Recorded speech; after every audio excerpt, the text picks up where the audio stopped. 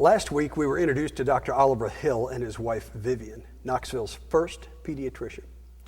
They were newlyweds when they came to town in 1911, and it turns out that they were interested in far more than just the physical health of Knoxville's children.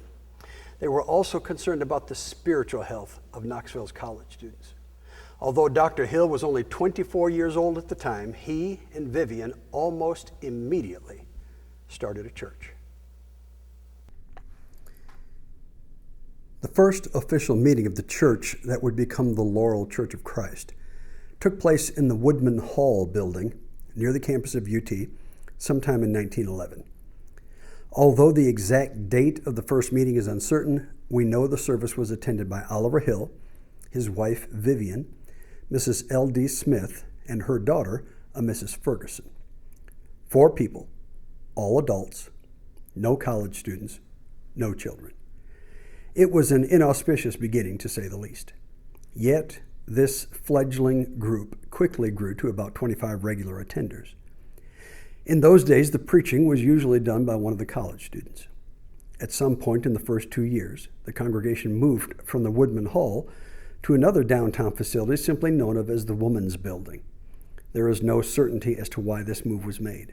However, we do know they sensed the need to find a more permanent location in the UT community, a need that was met in 1913 when the church purchased the material of a building on Gay Street that was being torn down. With this material, they constructed a small church building on Broadway. After securing their first permanent location, the church began to grow quickly. Within a few years, it became obvious that the Broadway facility was inadequate.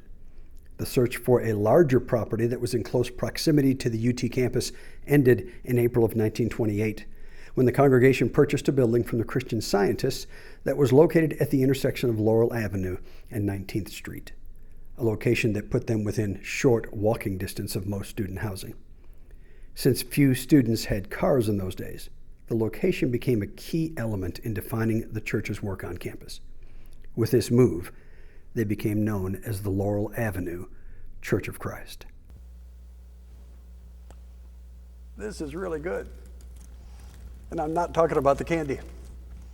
There are very few churches that are still thriving after 100 years. Fewer still have a chance to really know their story. If you're enjoying hearing this information half as much as I'm enjoying digging it up, then we're going to have a fun year together. See you next week.